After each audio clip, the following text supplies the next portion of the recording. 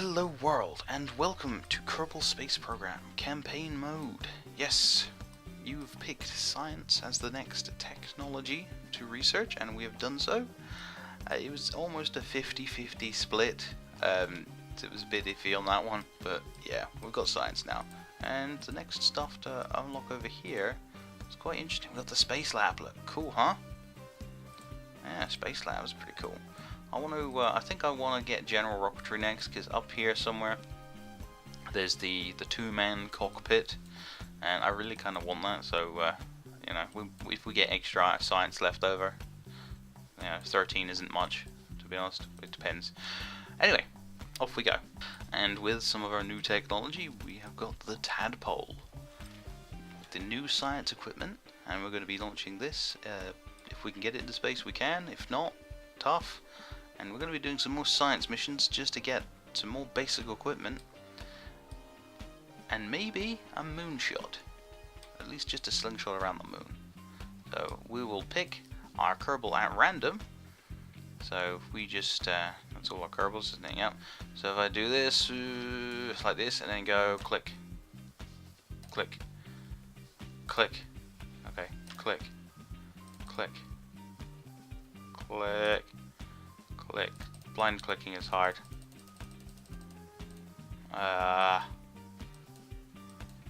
There. Hucking Kerman. There we go. Jesus. It's hard to blind click. I want double click. He's very courageous. Oof. And only a little bit stupid. Well, we'll see how that turns out for him. See you on the pad. Here we are, ready for liftoff on the pad. From now on, unless it's something specific, like a lander or some other thing, I'm not really going to bother recording building base rockets like this, because, you know, it's the same thing. So let's get ready to go. Hawking, are you ready? He seems pretty ready. Let's check our camera. Yep, camera works. Okay, 5, 4, 3, 2, 1. Ignition. Hopefully this thing won't shake itself apart. We still don't have struts, which makes building dodgy looking things difficult. Luckily this little half cylinder in here is the same fuel amount as one of these nose cones, so they should all end at the same time. No fuel lines, you see. Oh. So how about that courage, Hucking? Doesn't really like going up. Oh well. I'll have to get used to it. This rocket's doing fairly well, actually. I'm going to definitely start turning over now. If we can. Still no gimbling engines, I don't think. No. That was one of the options, actually. That's general rocketry, isn't it? Yeah. You'd be surprised how much they actually do help. I don't know why I was turning SAS off. I'm still kind of like in old version of the game mode, you know what I mean? When SAS was just hold to that position, and now you can just like leave it on.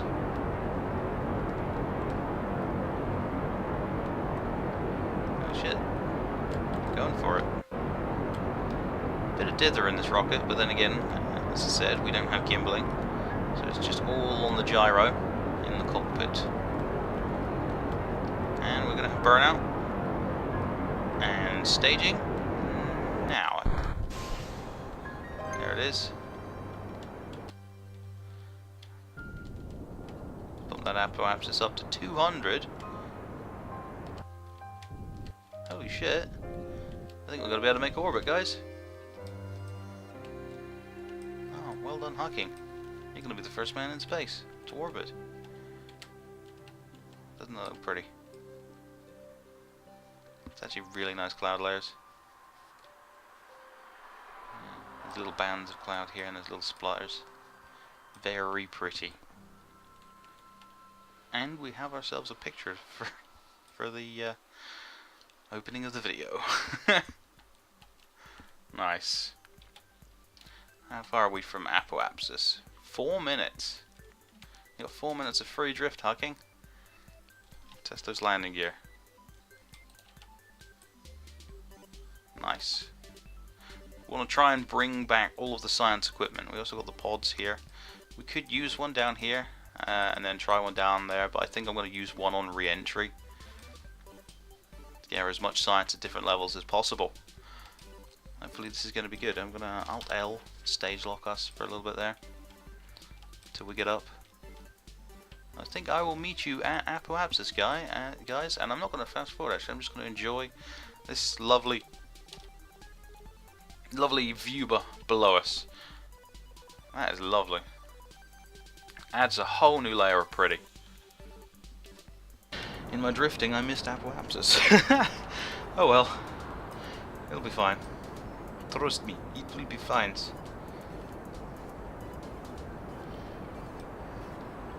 And we have space. Let's try and match this or get it relatively equal. Wow, close enough. And the camera view changed. Let's change it back. Welcome, Hawking, to space. All of it. Every bit of space. Man, we've got a long way to go. I think it's about time we did some science. Well, Hawking, ready the research. Stand the antenna. Let's check what our goo pod, our mystery goo, is like. The goo seems to have clumped into a sphere. It also appears to have become brittle. And it's a 3% transmit, so we will keep the data. We'll do a crew report, which is worthless. Absolutely worthless. We'll do an EVA report, which is worth stuff, because we're just above Kerbin's water, apparently. Just above Kerbin's water. Nearly 200 kilometers above Kerbin's water. Just above. Okay? Fine. Far be it from me to judge what is just above something in space. Observe the materials. The microgravity has greatly affected the growth of the crystalline structures. In fact, can we even see? No, we can't see in there. It greatly affected the growth of the crystalline structures. Loose objects are also flying around the bay in a very messy but fascinating way. And we will also recover that. We'll keep the data. Alright. Now let's take a goo pod down to the lowest possible point in our orbit. Let's take it down about 72 kilometers and then take a sample. We haven't even used our next stage of rocket. So that's something. Take a Parapsis down.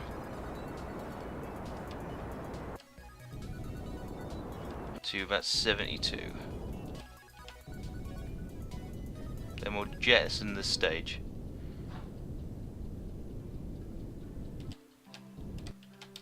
There we go, 72,035. Now, Alt-L, stage locks on. Get rid of that. Now we are just ourselves. And what do we got? Review data, reset materials bay. No thank you. I really like the detail on the inside of this. Danger, science stuff. Science stuff is very dangerous. Now we'll skip along until we are at Periapsis. Here we are, 28 seconds from Periapsis in the pitch dark, as it is, and we're going to review our other mystery goo, I think. It's mystery goo. The goo seems to have clumped into a sphere. It also appears to have become brittle. It says the same recovery, but let's reset the science. And we'll take her down entirely. We'll take her into the atmosphere. Yeah, we're definitely going to hit land now. Okay. Now we can jettison our main engine. Like so. And we are now just... do I want nose? No, I want the tail first, don't I? Yep. Just our legs. Like so. Wish I had lights on this thing. What's the camera like? Very spacey. Very spacey. And there's the moon. It's not a bad shot. Funky. And bye-bye camera. Alright, we've just hit re-entry speeds, burning through that thicker atmosphere. The moon's just set. And I have Steam Overlay on, apparently. I'm new to using that, actually. Right now that we're just passing the mark of the middle, we're going to observe the mystery goo. The goo seems to be getting very cold now. I don't know whether that's accurate. Obviously it's listing data measurement on the way up, rather than on the way down. They've really got to do something about that. But, I don't know. Kerbal Space Program development at the moment is kind of weird. They spend forever silently doing small things and saying they're optimizing, and it doesn't really optimize anything at all. It still takes like 40 seconds to load any scene.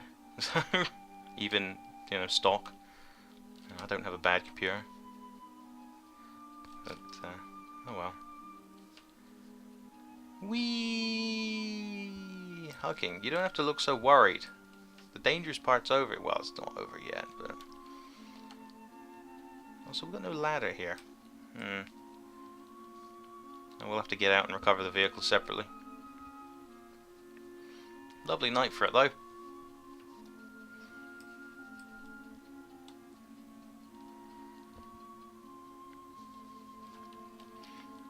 And pop the chutes, I think.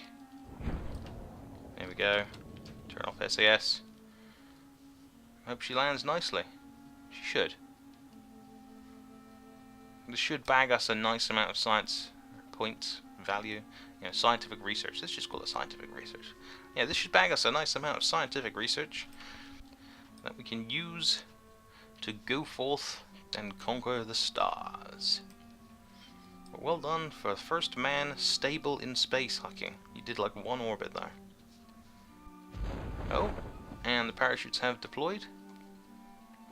Actually 2 kilometers above the surface here, or sea level, but it's about 100 meters now. Oh, and there we go, perfectly done. Brilliant. Alright, well done, Hucking. And get yourself a soil sample. Oof. Just gonna check the instruments, see whether they survived re-entry. Take a surface sample. This is dirt and grass and some small rocks. You suspect this isn't going to be much of a groundbreaking discovery, and yet it's quite valuable. So, obviously, Hucking, you don't know shit, apparently, for science. You know, but good job on picking it up. You know, you pick up those rocks. All right, let's recover these boys. All right, Hucking's surface sample gave us 9 science points, and holy Fernandos, the Tadpole 1 got us 60 science points. We got 8 for the just above Kerbin's water, 25 for material study in near Kerbin space, 10 from mystery goo, and 10 from mystery goo, 2 different locations, and recovery of a vessel 1. Of course, no, actually, sorry, I'm reading the wrong bit. That's amount of data gathered, isn't it? Oh yeah, that's correct. But we actually get 7 points from that because of the 0.7 value. So we only get 7 value for that, and okay, that's interesting. But now we're actually up to 82 science, which is holy shit. Okay, we racked that one up, and we've got 1 bit of debris somewhere. Our first piece of debris, the Tadpole 1's upper stage. Oh, those clouds don't like to be zoomed out, do they? Oh yeah, that's our first piece of space debris. Oh, cool. Now, since we had so many points, I grabbed general rocketry. That'll give us gimbling engines, and now we're going to go for another space mission. Aha! Anyway, I've picked randomly Cracker's Kurs and Cam's Kerman. We have this rocket here with SRB lower stage. We've now got the larger SUVs as well, and the Sepatrons unlocked with general rocketry. And we also have the LVT-45s with gimbling on these stages down here, which is nice. This is our upper stage, which we're going and doing an orbital... I can't unselect it like that, can I? No. Go. Thank you. Which will be doing a orbital pass of the moon to take photos and do general research, see whether it has any kind of atmosphere, whether it's air, whether it is truly made of some sort of dairy product. Who knows? Due to the nature of this mission, people might get lonely, so why did it reset the crew? I have no idea, but let's randomly pick again. Actually, I know who it was, so I'm not going to, because that would be a pretty dickish move. It was Cam's Kerman and Quacker's Kers, who I randomly picked. If you want your Kerbal for the next mission, give him a shout out. If your Kerbal hasn't been picked in a while or something, obviously a lot of them haven't been picked at all yet. That's basically, that's how it is. But moreover, if I accidentally pick one for a few missions, let me know, because I can't pay attention. If I did that, did it reset? No, it didn't. Okay, let's save, and I will see you guys on the pad. And here we are at the launch pad. Hawking is doing the world tour sort of deal, having his picture taken with third world country presidents, peace for KerbPaint, in our time, etc., etc. Quackers, Cams, you ready to go? It's Cam's Kermin and Quacker's Kers. Quacker's Kers is actually he's actually a veteran of the space industry. He's been a test pilot before in previous series. It's nice to see a familiar face, and here comes the countdown.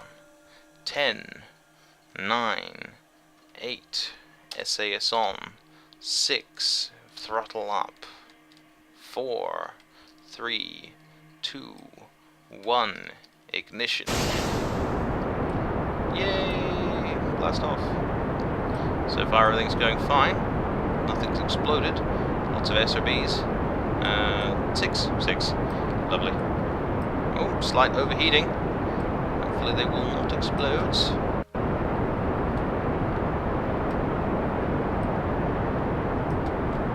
There's our camera.